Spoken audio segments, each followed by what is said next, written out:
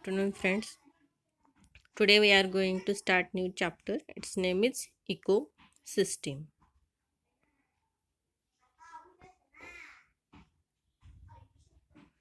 Ecology is a science of interrelationship and deals with the relationship of living organism and non-living components of environment. The living organism and their non-living environment are inseparably interrelated and interacted with each other.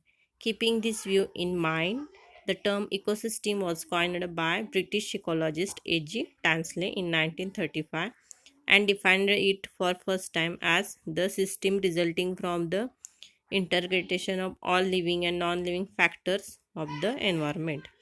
Eco means environment and system means interacting and interdependent complex.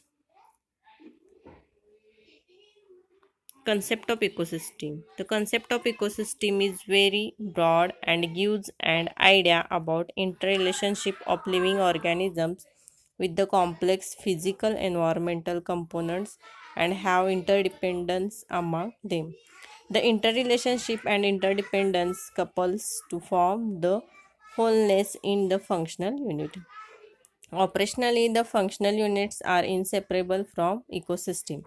As long as the major components present in ecosystem, they operate together and give functional stability to ecosystem. Now, what is ecology? All living organism, whether plants or animals or human being, is surrounded by the environment on which it derives its needs for its survival. Each living component interact with non-living components for their basic requirements from different ecosystem. Ecology is the study of interactions among organism or group of organism from their environment. The environment consists of both biotic components and abiotic components. Biotic means all living organisms like plants, animals, birds, insects, and abiotic components means all non-living organisms. Ecosystem is the basic functional unit of ecology. The term ecosystem is coined from a Greek word meaning study of home. Now, definition of ecosystem: a group of organisms interacting among themselves and with environment is known as ecosystem. Thus, an ecosystem is a community of different species interacting with one another and with their non-living environment and one another and exchanging energy and matter. Example: animals cannot synthesize their food directly but depend on plants either directly or indirectly. Now, the types of ecosystem. First is natural ecosystem. Natural ecosystem operate themselves under natural conditions. Based on habitat, it can be further classified into three types. First is terrestrial ecosystem. This ecosystem is related to land. Example is grassland ecosystem, forest ecosystem, desert ecosystem. As you know, where is desert? Like Sahara Desert, Thar Desert in India. Then aquatic ecosystem. This ecosystem is related to water. It is further subclassified into two types based on salt content. First is freshwater ecosystem, running water ecosystem, like rivers and streams. Then second is standing water ecosystem. Example are ponds and lakes. Then marine ecosystem. Example is oceans, sea and seashores. Man-made artificial ecosystem. Artificial ecosystem is operated and maintained by man himself. Example is crop, plants and gardens. Structure and components of an ecosystem. The term structure refers to the various components. So the structure of an ecosystem explains the relationship between the abiotic and biotic components. An ecosystem has two major components: biotic components and abiotic components. Biotic component: the living organisms, living members in an ecosystem collectively form its community called biotic components.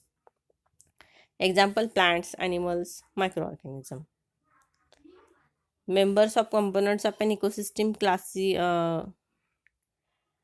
classification of biotic components. They are again producers, consumers, and decomposers. Producers means plant, because we know only plants on the earth who can produce their own food.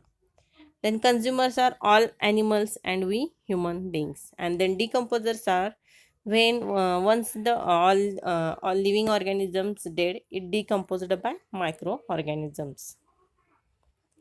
Producers are means autotrophs. Producers synthesize their food themselves through photosynthesis. Example: all green plants and trees. Now, what is photosynthesis? The green pigments called chlorophyll present in the leaves of plants convert CO2 and H2O in the presence of sunlight into carbohydrate. Here again, the reaction of photosynthesis is given. The process is called photosynthesis. Now here you can again see the flow chart of photosynthesis, how carbon and water used and it converted into sugar and oxygen is released.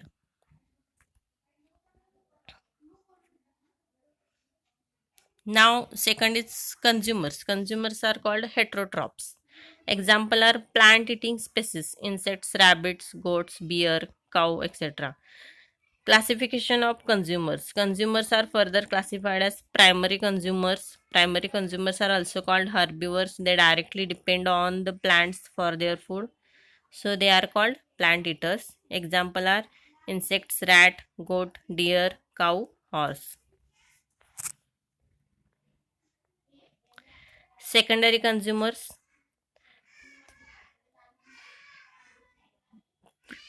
Primary carnivores, meat eaters. Secondary consumers are primary carnivores. They feed on primary consumers. They directly depend on herbivores for their food. Example: frog, cat, snakes, foxes.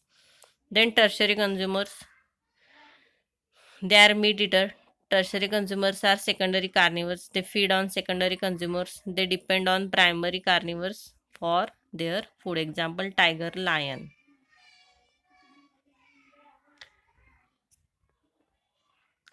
Then third is decomposers. Microorganisms like bacteria and fungi.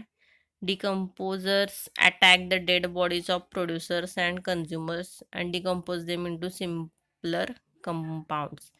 During the decomposition, inorganic nutrients are released. The inorganic nutrients, together with other organic substances, are then utilized by the producers for synthesis of their own food. Abiotic components. The non-living components of ecosystem collectively form a community called abiotic components.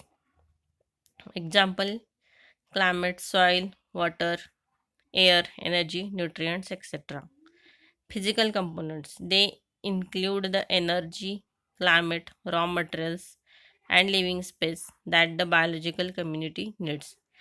They are useful for the growth and maintenance of its member. Example: air, water, soil, sunlight, etc. Then chemical components. They are source of essential nutrients. Chemical components are again organic substances, inorganic substances. Organics are lipid, proteins, carbohydrates. Inorganics are again macro elements and few other micro elements and macro elements. Remaining topic we will discuss in next period. Thank you, students.